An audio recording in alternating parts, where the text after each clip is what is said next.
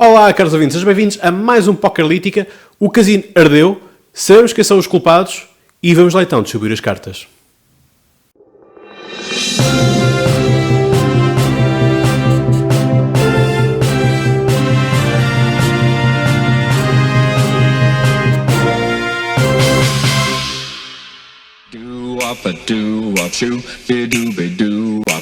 Mark Zuckerberg tem estado a ser ouvido e foi ouvido durante cerca de 10 horas de interrogatório, em que, mais uma vez, se desfez em desculpas e pedidos de desculpa a todos os utilizadores do Facebook. Estamos a falar de um total de 87 milhões de pessoas, pelo menos, que foram afetadas com esta questão da Cambridge Analytica e o uso dos nossos dados para uma vitória também de Donald Trump nas eleições norte-americanas. Ora, aquilo que nós temos aqui, sobretudo, é uma clara vitória do capital. E já irei explicar porquê. Aquilo que está aqui em causa é que, desde 2014, sensivelmente, o Facebook tem estado a apertar as regras de segurança. Todavia, ainda nada foi feito de concreto a nível de uma segurança clara, porque o próprio Zuckerberg confessou no seu interrogatório de que não estavam ainda feitas todas as regras de segurança para fazê-lo. Até porque tal passa também por uma questão legislativa.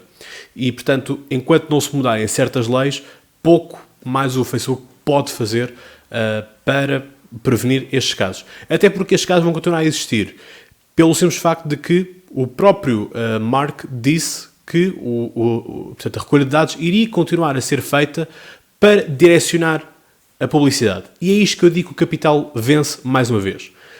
Como eu tinha dito no anterior Pokerlítica, o Facebook, a partir do momento que entra em bolsa, passa a reger-se, portanto, pela lei do mercado e tudo aquilo que lhe confere.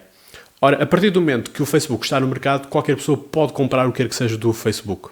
Tão simples quanto isto, e foi isso que aconteceu com este caso, este escândalo mesmo, da Cambridge Analytica. Ou seja, as pessoas vão continuar a fazer a publicidade, portanto, páginas, pessoas privadas podem pagar para que as suas publicações tenham mais alcance. Todavia, aquilo que vai continuar a existir é esta recolha de dados e, portanto, o processamento de dados. Ora, a partir do momento que o Facebook vai continuar a processar os dados, porque assim o exige a questão da publicidade, porque as pessoas pagam para isso, e, portanto, se nós pagamos, temos direito a exigir pelas coisas, é tão simples quanto isto, portanto, os dados vão continuar a ser armazenados. Agora, todos nós, nos nossos Facebooks, temos recebido de que podemos apertar mais a segurança, tirar as autorizações a algumas aplicações. Por isso é que eu vos tinha dito da outra vez que todos aqueles testes engraçados que nós fazíamos, de ver se éramos mais à esquerda, mais à direita, mais liberais, mais conservadores, que personalidade é que nós somos, que, por exemplo, o que é que a nossa foto de perfil diz e tudo mais, tudo isso, essas aplicações foram armazenados os dados. E, portanto, é isto que agora vocês convém que revejam, para a vossa segurança também, e para a segurança dos vossos amigos, porque estes dados todos também há um cruzamento e faz com que, portanto, dando eu autorização a uma aplicação para ver o meu perfil, vai, obviamente, naquela parte, dizer que autorizo também os meus amigos. É uma opção que ninguém pode tirar, é um pacote completo, portanto, cabe vocês reverem agora as empresas e aquelas aplicações, todos os jogos que vocês incluíram e irem removendo as autorizações. Portanto, não irá espantar nada que daqui a uns tempos volte a haver outro escândalo relacionado com o Facebook. O problema está aqui é que as pessoas têm saído do Facebook, mas às pessoas que saem do Facebook, pergunto-lhes agora para onde é que elas vão. E isto é mau porque o Facebook cresceu tanto que tem o monopólio, basicamente, das redes sociais. Existem outras redes sociais, mas não são tão giras, por assim dizer, como o Facebook, não tem tanta funcionalidade como tem o Facebook, até porque não podemos esquecer que o Facebook também passou a ser algo comercial, mesmo até para as empresas, expor os seus produtos, para partidos e políticos individuais fazer as suas campanhas, demonstrar as suas ideias, e portanto o Facebook hoje já não é só uma rede onde partilhamos as nossas fotografias, etc. Isso agora está mais destinado para o Instagram e, portanto, acaba por ser isto que nós temos neste momento. Portanto, cabe a vocês, caros ouvintes, terem o mais cuidado possível com os vossos dados e onde clicam, obviamente. Claro está que na página do podcast, no Instagram do podcast, devem carregar, partilhar, gostar, tudo quanto vocês desejarem. E, portanto, vamos continuar a aguardar e ver o que é que os próximos episódios trazem, porque esta novela está toda menos encerrada, porque o Zuckerberg também era para ir ao Parlamento Britânico, só que recusou, foi apenas ao órgão máximo dos Estados Unidos, e, portanto, vamos ver o que é que segue daqui para a frente. A Síria tem sido um tema muito falado nesses últimos dias. Aquilo que temos são duas fações a violar o direito internacional. Pelo lado da Síria, pelo facto de terem usado as armas químicas, pelo lado da coligação dos Estados Unidos, da França e da Inglaterra, pelo facto de terem passado por cima do Conselho de Segurança da ONU. Começando pela Síria, a sua violação, não temos ainda certeza se terá sido Bashar al-Assad.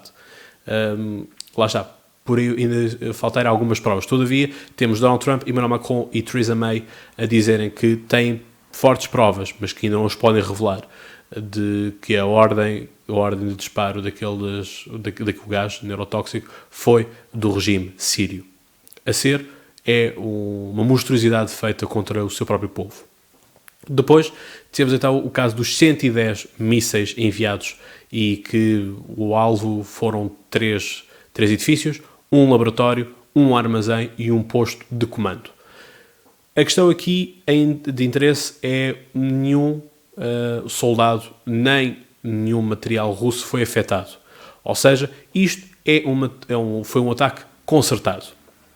Porque se assim o fosse, duvido que os Estados Unidos, a França e a Inglaterra tivessem coragem de enviar mísseis que ferissem o que quer que fosse da Rússia. Porque eles próprios também não querem um embate direto com a Rússia. E, portanto, voltamos a aquecer a Guerra Fria. Voltamos porque eu sou daqueles que acredita que a Guerra Fria nunca acabou. E duvido muito que seja para acabar. Aquilo que nós temos aqui é uma clara demonstração de força. Ver quem é que tem mais força. Tal como nós tínhamos, portanto, desde o pós-guerra, em que os dois bons amigos, por assim dizer, Estados Unidos e Rússia, que eram aliados contra aquilo que foi o eixo, deixaram de ser amigos. E, portanto, vamos continuar neste impasse. É ver se o verniz não estala, se a mesa não cai e as fichas não vão todas ao ar. Porque, neste momento, o pote está demasiado alto na tudo aquilo que são as apostas que muitos países fazem e muitos países entram e, a meio do jogo, pedem mais fichas. Há aqui um posicionamento em Portugal um tanto curioso, que é, por um lado, temos o governo que diz compreender este ataque. Ora, este ataque não é possível de compreender pela questão de nós violarmos o direito internacional, porque, enfim, nenhum país pode tomar as dores de um povo, por assim dizer, embora que, se formos a pensar numa forma de leite de leão, é certo, não é? Olho por olho, dedo por dente, todavia não pode ser assim. E, portanto, há que seguir as regras protocolares, porque o ataque que foi feito na Síria não atacou em nada, quer os Estados Unidos, quer o Reino Unido ou a França. Portanto, nenhum destes Estados pode evocar a legítima defesa. O que eles evocam é uma questão humanitária de represália para que a Síria não possa mais usar as armas químicas. Temos aqui o PCP a condenar, enfim, nós sabemos muito bem o porquê também, este ataque. Portanto, há toda uma linha muito, muito complexa a nível dos partidos do que apoiam ou desapoiam, mas aquilo que é a posição oficial do governo é de compreender as razões disto. Todavia, volto a dizer, não é compreensível porque nós não podemos estar a pôr em causa a paz. E, portanto, aquilo que há a refletir daqui é que, se calhar, já não vai haver mais ataques químicos, nunca sabemos, porque todos estes regimes guardam as armas. Vimos aquilo que aconteceu no Iraque, que foi algo que o Jerónimo de Sousa evocou, que não se queria destruir as armas químicas de Saddam Hussein, aquilo que se queria eram os seus recursos e o petróleo. Portanto, na Síria, não vejo que por agora seja essa a causa primordial deste ataque. É, por agora, uma questão de acabar com as armas químicas, que já deviam ter sido desmanteladas. Obviamente, nós sabemos que qualquer país quer ir para a Síria, para lá está, ir buscar os seus recursos. e que não são poucos. E, portanto, as duas fações estão mal, mas os Estados Unidos, a França e a Inglaterra acabam por estar pior porque vão atrás. Portanto, esses são os últimos a lançar a cartada, o que está errado, porque, enfim, deviam seguir as ordens protocolares. Pelo menos fazer o protocolo, porque assim poderiam ter um argumento melhor, no sentido de nós tentámos implementar a paz, tentámos sensibilizar a Síria, mas tal não foi possível. E, portanto, após esgotados todos os mecanismos de comunicação, então passámos para a demonstração de força bruta. E é isso que está previsto no capítulo 7 da Carta das Nações Unidas. E, portanto, deviam ter salvaguardado, deviam ter protegido mais a nível da sua linha de argumento. O déficit de Portugal tem sido algo muito criticado internamente. Ou seja, temos o Governo e Mário Centeno que quer pôr o déficit em 0,7%. Todavia temos o Bloco de Esquerda que quer pôr o déficit em 1%. É a primeira vez que vejo o Bloco de Esquerda a pedir um déficit maior. E isto é muito estranho e é muito curioso, porque estamos no ano charneiro. Próximo ano são as eleições legislativas também, juntamente com as europeias. E isto, nada em política é feita ao acaso. Há aqui muita estratégia que pode ser utilizada por parte do Governo e que acho que são ambas acertadas, tendo em conta os fins que querem atingir. Se por um lado temos, como tivemos, lembro de muitas reportagens que eram feitas na altura da crise de que havia famílias que tinham guardado dinheiro e que estavam a investir tudo durante a crise porque tal era mais barato e era muito mais fácil. Ora, nada nos impede de pensar que o próprio governo português pode estar a guardar dinheiro, e estamos a falar de cerca de 100 milhões, de 1.000 milhões de euros, melhor dizendo, de almofade que vamos ter. Isto é bom pela questão de, se formos a pensar a médio e longo prazo, quando houver crise, se formos todos os anos guardando 1.000 milhões, por exemplo, quando chegarmos à época de crise, vamos ter uma almofada maior que vai permitir aliviar os impactos da crise quando essa atingir. Sim, porque as crises capitalistas vêm sempre e atingem sempre, com maior, menor gravidade, mas elas alcançam sempre os países capitalistas. Portanto, quando foi o crash da Bolsa, em 1929, o único país, ou conjunto, que não foi afetado foi o RSS. Porquê? Porque não vivia numa ótica capitalista. E, portanto, há esta possibilidade de juntar dinheiro para, quando na altura for necessário, não recorrermos à Troika, não pedimos financiamento alheio e, portanto, sermos donos dos nossos destinos, por assim dizer. Coisa que nós não fomos durante a Troika e foram, os portugueses criticaram muito o governo então de Pedro Passos Coelho por isso. Portanto, esta é uma das estratégias. Outra estratégia, como eu estava a dizer, é o ano de charneiro, de que para o ano temos eleições. Nada proíbe, nada impede-nos de pensar que o governo pode estar agora a juntar o dinheiro para, no último ano, gastar, fazer investimento para quê? Para ganhar votos, para ganhar as eleições por obra feita. É algo que é muito, muito recorrente a acontecer em política. Guardamos sempre o último ano do mandato, isto é, um mandato de 4 anos ou de 5 anos, o primeiro e o último são sempre os mais importantes. O primeiro convém mostrar fortes sinais no sentido de ainda bem que as pessoas votaram neste partido ou numa coligação, e essa pessoa ou o partido está a produzir efeitos rápidos e bons e visíveis, e depois há um certo desleixo, isto sobretudo acontece a nível das autarquias, há um desleixo no segundo e terceiro ano, e depois no último ano, então, em véspera de eleições, é quando se começam a fazer os alcatramentos das ruas, começa a cuidar mais dos jardins, enfim, dar uma certa aparência. O que nada impede que o governo não esteja a fazer a mesma jogada. E é livre de o fazer, porque obviamente vai ter efeitos na vida das pessoas, mas aquilo que o Bloco de Esquerda reivindica mais é usar este dinheiro para investir já, para haver também o aumento dos salários também e de uma menor carga fiscal sobre as pessoas. Portanto, é este o cenário que existe. O Bloco de Esquerda, obviamente, interessa-lhe agora dizer que está a ser amigo dos portugueses, está a querer que os portugueses sejam mais poder de compra, que seja feito maior investimento. E o curioso aqui é vermos então o Bloco de Esquerda a salvaguardar-se com Bruxelas. Quer dizer, estamos a chegar a níveis um tanto engraçados nesta mesa, obviamente de hipocrisia, que é um partido que é contra a União Europeia, que critica a União Europeia tudo quanto possível, depois vem usar a própria União Europeia para, enfim, sustentar a sua argumentação de que deve ser 1% de déficit em Portugal.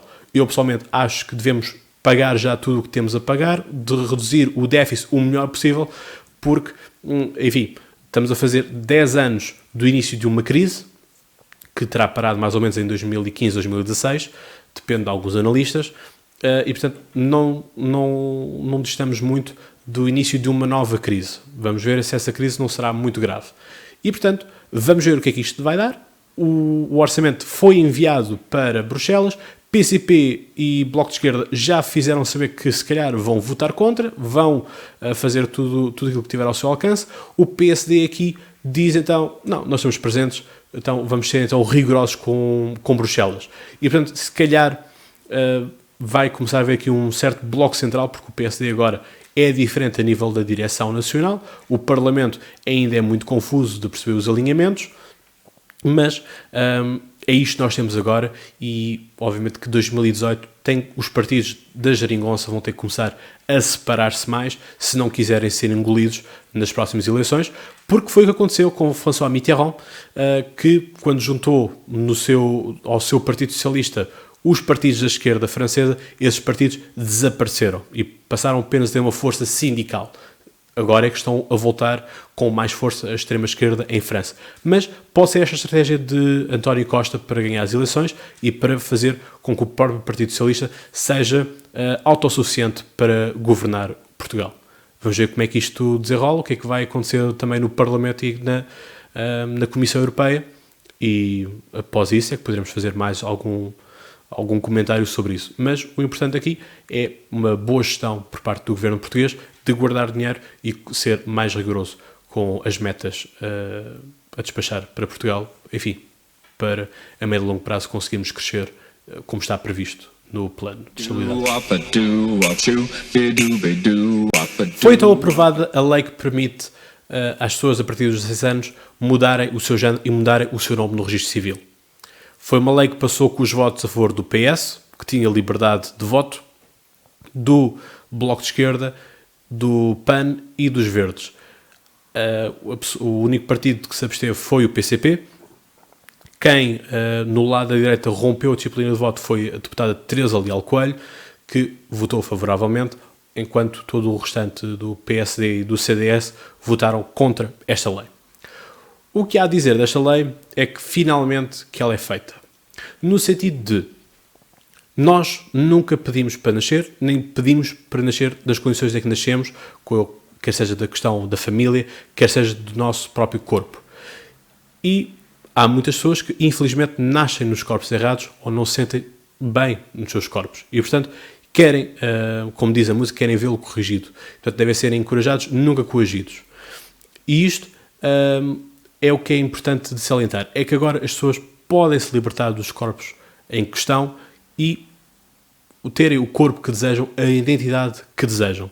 E aconselhava-vos a rever ou a ver pela primeira vez o episódio regular que nós fizemos de transexualidade, que gravámos com a deputada do Partido Socialista, Isabel Moreira, com a Monique, transexual, e com a Dona Paula, que é mãe de um transexual. Portanto, é um podcast muito rico, é um episódio muito rico, porque temos as três perspectivas que eu tanto desejei que assim o tivesse. Portanto, está um episódio muito bem conseguido, orgulho muito desse episódio e orgulho muito que esta lei tenha passado e que agora as coisas possam avançar para a frente.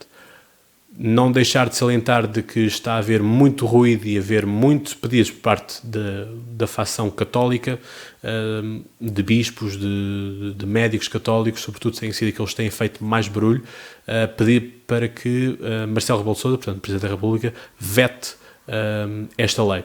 O que não me admira que tal aconteça, pois sabemos que as ligações de Marcelo Rebelo de Sousa com o Opus Dei são muito grandes e fortes. Todavia, para manter os seus índices de popularidade, não me admirava nada também que Marcelo Rebelo de Sousa não vetasse, portanto, permitisse que esta lei avançasse. Portanto, vamos aguardar, vamos ver o que é que segue e esperemos, obviamente, que esta lei continue e que as pessoas possam agora usufruir deste direito a partir dos 16 anos, sendo que de 16 aos 18 anos ainda é requerido autorização dos pais. Todavia, já não é preciso um relatório médico. E descansar as pessoas que pensam que agora as pessoas vão trocar de sexo num dia e no outro já são homens, depois voltam a ser mulheres. Enfim, nada disso vai acontecer, creio eu, porque, sobretudo, não é uma decisão de que se tome de ânimo leve. Quer dizer, ninguém se lembra, bate com a cabeça na parede, por assim dizer, e pensa, bem, agora vou trocar de sexo. Não, isso não acontece. E mais vos digo, quando foi o referendo ao aborto, muito se pensou que agora o aborto ia ser um método contraceptivo, ou seja, as pessoas agora iam abortar sempre que engravidassem. Tal não aconteceu, pelo contrário, baixou o número de abortos feitos em Portugal. E, portanto, quero eu acreditar que esta lei também não vai proporcionar essa escalada de trocas só porque sim, porque ninguém vai trocar isto só porque sim, e mesmo que assim o seja, quer dizer, cada um é livre de fazer aquilo que quiser. Mas não vamos entrar em extremismos, não vamos fazer ruído desnecessário, porque as pessoas têm direito ao seu corpo, têm direito a ter o corpo que quiserem. Portanto, à comunidade LGBT tem toda a minha saudação e o meu apreço por esta luta que vocês conseguiram, e por isso é que os deputados bateram palmas para vocês, porque é graças a vocês que esta lei passou também. Quando no início do episódio vos dizia que já sabíamos quem tinha incendiado o casino, é porque já o sabemos. Graças à reportagem Máfia do Pinhal, feita pela Ana Leal, da TVI, que nos mostra o esquema que foi montado para que 86% do Pinhal de Leiria fosse queimado. Arderam mais de 190 mil hectares, que resultaram em 49 mortes, 70 feridos, 1.500 casas ardidas e 500 empresas destruídas. Estes são os números que os criminosos que atearam o fogo vão ter que viver para o resto da sua vida, pelo menos na sua consciência.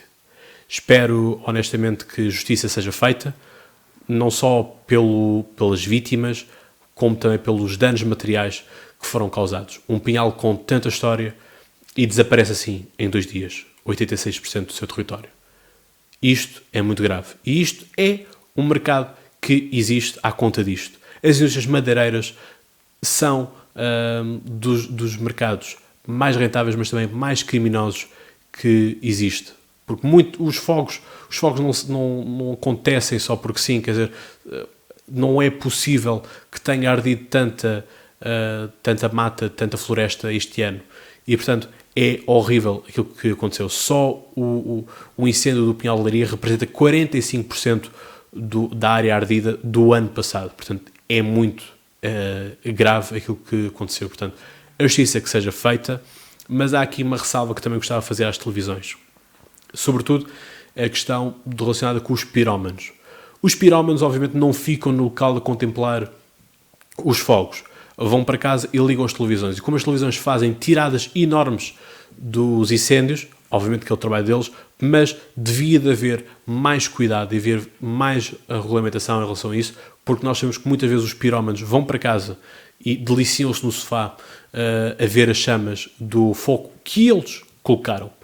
E, portanto, espero muito honestamente que esta reportagem sirva de exemplo para os restantes madeireiros que podem muito bem ser processados, e não me admiro nada que por agora venham aparecendo as gargantas fundas, usando a expressão, não é, do caso Watergate, em que as pessoas, outros madeireiros, comecem a contar aquilo que os outros madeireiros fazem e, portanto, comecemos agora a perceber porquê de tantos fogos.